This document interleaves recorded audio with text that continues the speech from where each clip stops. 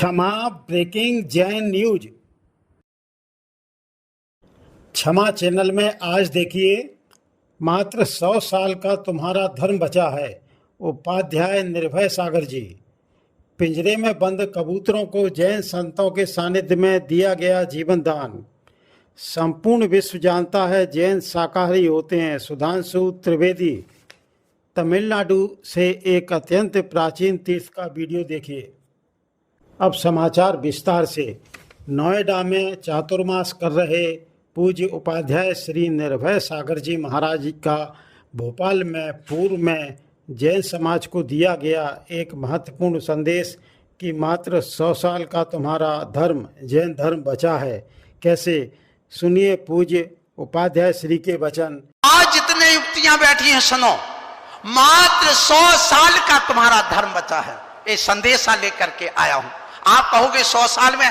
हाँ, मैं आपसे आज कह रहा हूं, पूरी समाज यहां पर अपने भोपाल की क्या मध्य प्रदेश की पूरी समाज बैठी है, क्योंकि मध्य प्रदेश के जितने अधिकारी वे सारे रिटायरमेंट यहां पर बैठे हुए हैं और वो यहां आकर के बसे हुए हैं। ये 100 साल में धर्म समाप्त हो जाएगा, ये मैं आज इस मंच से घोषणा कर रहा हूं। जिस ढंग से ये जैन समाज चल रही है, तुम्हें लाखों करोड़ों के मंदिर बना लो, लेकिन इनकी रक्षा करने वाला कोई नहीं होगा। क्यों नहीं होगा? चिंता मंदिर की नहीं, चिंता समाज की होना चाहिए, चिंता धर्म की होना चाहिए। आप विचार करिए, मैं आपसे कहना चाहता हूं, मंदिर बनाना अच्छी बात, बनाना चाहिए, बनना चाहिए, और हमारे गुरु महाराज विद्यासागर जी महाराज जो कर रहे हैं बहुत अच्छी बात कर रहे हैं। लेकिन इसके साथ में मैं आज एक संदेशा जो युवाओं के लिए लेकर के आया हूं, वो ये कहना चाहता हूं, हमारी जैन समाज बराबर मूर्ख काम दुनिया में कोई करता ही नहीं। सबसे पढ़ी लिखी समाज सबसे बड़ा मूर्ख काम करती है। क्यों? आप कहोगे मूर्ख है। हाँ, मैं आज पूरी समाज से पूछता हूं, राजन जी, पत्रकार जी, रविंद्र जी, आपको हमने 2 रुपए दिया कि अपना धंधा करना, और 2 रुपए लेकर के आप अपना घर चलाना, तो 2 के तुम कितने पैदा करोगे? 3, 4 के 1, 2, 4 करोगे ना। और 2 की यदि 4 करते तो विद्वान, 2 के 2 ही रह जाए तो मूर्ख, और 2 का 1 रह जाए तो महामूर्ख। पक्का है ना? आपको स्वीकार है ना ये बात? अब देखिए, पति पत्नी कितने प्राणी? 2, और 2 ने मिलकर के 2 ही पैदा किए। 2 जब मरेंगे तो 2 ही छोड़ के जाएंगे, तो क्या हमारी आबादी बढ़ेगी? बोलो, नहीं बढ़ेगी। यदि 2 के 3 होते हैं तो विद्वान, और 2 का 1 2 रह जाए तो मूर्ख, और 2 का 1 रह जाए तो आप मूर्ख हैं, विद्वान है क्या महामूर्ख हैं? बोलो, क्षमा बाड़ी मर पर मनाने वालों। आप विचार करना, यदि तुम्हारा 1 बेटा है, सुन लेना, तो आप किसकी श्रेणी में आए? मूर्ख में। अब देखिए 100 साल में धर्म कैसे समाप्त होगा। आज यदि जैन समाज, यहां 50 लाख जैन समाज भारत देश में मैं मानता हूं, और 2 मरेंगे, 1 छोड़ के जाएंगे, तो 25 साल बाद कितने बचेंगे? 25 लाख। और 25 लाख पर वो पेयर बनाएंगे, लड़के लड़की मिल करके, और 2 मिल करके 1 पैदा करेंगे, तो 50 साल में कितने बचेंगे? 12.5 लाख। फिर 12.5 लाख लड़के लड़की मिल करके फिर एक बच्चा पैदा करेंगे, तो बताइए 75 साल में कितने बचेंगे? 2 मरेंगे, 1 छोड़ करके जाएंगे, तो कितना बचेगा? बोलो ना, 6.25 लाख। फिर इसके बाद भी 6.25 लाख मिलकर के 2 मिलकर के एक पैदा करेंगे, तो 100 साल में कितने बचेंगे? 3 लाख। और 3 लाख, सुन लेना, वे 3 लाख भी नहीं बचेंगे। क्यों? हर 100 जोड़े में 2 जोड़े ऐसे होते जिनके कोई संतान नहीं होती, और 100 बच्चों में 2 बच्चे ऐसे होते जो विकलांग आदि मर जाते। अर्थात समाज कितने साल की बची है? बोलो। अब क्यों सबके घुटन बंद है? तुम कहते महंगाई का जमाना है, मैं कहता हूं सुन लो, तुम्हारे बाप दादा एक टूटे मकान में रहते, साइकिल चलाते थे, और तुम कहते हो महंगाई है, बच्चों को कहां पढ़ाए? पहले दादी की साड़ी 40 रुपए में आती थी, तुम्हारी 4000 में आती। वे 4 साड़ी से काम चलाती, तुम्हारे यहां 40 साड़ी कहां से आ गई? जब महंगाई है तो तुम 2 साड़ी में काम चलाते, तब मैं जानता कि महंगाई है। और तुम्हारे बाप दादा 2 सब्जी खाते थे, तुम 1 खाते, तो मैं जानता कि महंगाई है। तुम्हारे बाप दादा 2 मकान में रहते, तुम 1 मकान में रहते, 1 कमरे में, तो जानता महंगाई है। सबके लिए महंगाई नहीं, एक बेटे को पालने के लिए महंगाई।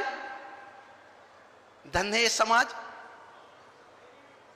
अब कहो आगम क्या कहता? आगम भी कहता 100 साल में समाज समाप्त हो सकती है। क्यों हो सकती है? सुनिए। इसलिए कि सुन लो, यदि आपको मालूम हो कि अपने यहां पर पुष्पदंत भगवान से लेके शांतिनाथ भगवान के बीच में 1 पल्ल, पौन पल्ल, आधा पल्ल, पाव पल्ल के भगवान के समय में धर्म का विच्छेद हो गया। इसी प्रकार आज भी हो सकता है। आदिनाथ भगवान चतुर्थ काल में हुए, पंचम काल में नहीं हुए, तृतीय काल में हुए, चतुर्थ काल में नहीं हुए। इसका मतलब एक तीर्थंकर भी कम हो गए। हुंडाव सर्पणी काल के कारण से तुम्हारा ये 100 साल में धर्म समाप्त हो सकता है। इसलिए मैं कहूंगा, एक परिवार में 4 बेटे चाहिए। एक ऐसा बेटा हो जो देश की रक्षा के लिए दे दो, जो मिलिट्री में जाए, शासन में जाए, प्रशासन में जाए, देश रहेगा, धर्म रहेगी, समाज रहेगा, परिवार रहेगा। दूसरा बेटा आप दीजिए अपने धर्म के लिए, जो मुनि बने, छुल्लक बने, एलक बने। तीसरा बेटा समाज के लिए दे दे, जो समाज के उत्थान की बात करे। और चौथा बेटा अपने पास रखिए, जो कुल की रक्षा करे। इसलिए 4 बेटे चाहिए। एक आपके लिए कुलभूषण, एक देशभूषण, एक समाज भूषण और एक धर्म भूषण। ऐसे 4 संतान की आज हमें जरूरत है। ये ध्यान रखो। आज मैं क्षमा वाणी पर इन युवाओं को संदेशा दे करके आया हूं। यदि बच्चे ना पले मुझे दे देना, मैं पाल दूंगा। एक जिसके भी जो बच्चे ना पले मुझे दे देना, मैं सबको IAS IPS बनाने के लिए सारी संस्थाएं खुलवा दूंगा।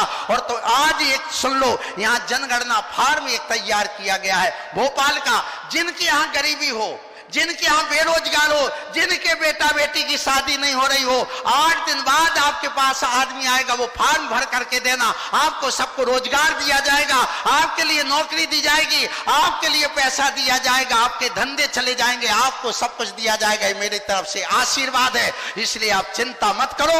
यहाँ पर राजेश जो कलेक्टर साहब है IAS, उन्होंने वह फॉर्म तैयार किया है, वो आपके पास तक आ रहा है। यहाँ प्रमाण सागर जी ने भी जनगणना का एक फॉर्म दिया है। विजयनगर में पूज्य जैन साधुओं के सानिध्य में लमोकार महामंत्र के उच्चारण के साथ पिंजरे में बंद कबूतरों को खुले गगन में भेजा गया। हरिहंतानम नमो सीतानम नमो आर्यनम नमो बजायानम नमो लोहे सब साधुनम जो पंचन होकारो सब पाप नाशनो मंगलानं च सर्वे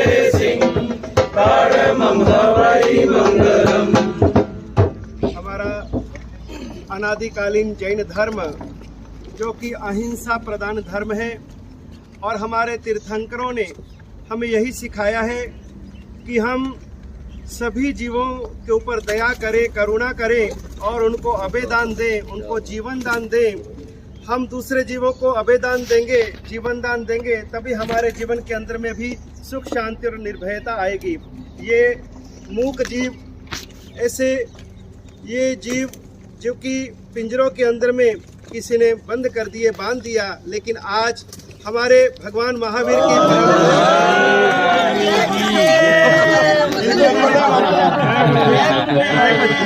ये देखिए, उन्होंने गुरुदेव के हृदय में अपना स्थान है। गुरुदेव, आज आपके कारण हमें जीवन दान मिल रहा है और गुरुदेव के दिल पे आके वो निर्भय हो गए।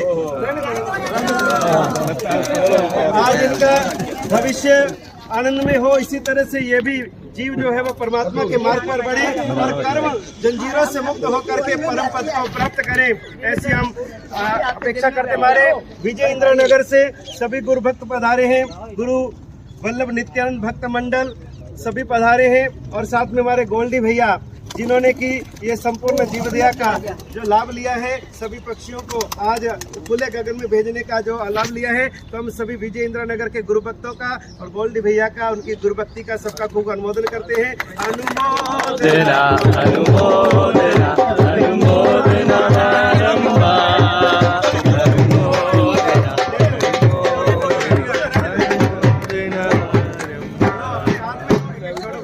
छोड़ो भी, सभी लोग एक एक मिल अच्छा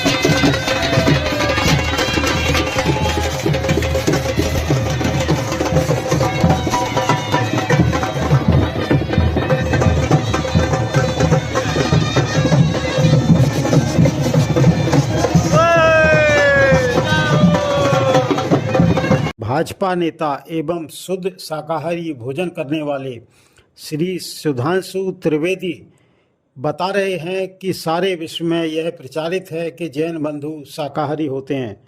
सुनिए। अब मुझे एक अपना व्यक्तिगत अनुभव ध्यान है। 2008 में मैं ACYPL American council of young political leaders के प्रोग्राम में अमेरिका गया, तो उस पूरे प्रतिनिधिमंडल में मैं एकमात्र शुद्ध शाकाहारी व्यक्ति था। अब चूंकि सरकारी दौरा था तो हर जगह शाकाहारी भोजन की व्यवस्था करना उनकी जिम्मेदारी थी। तो न्यूयॉर्क, वॉशिंगटन जैसी जगहों पे तो कोई समस्या नहीं होती।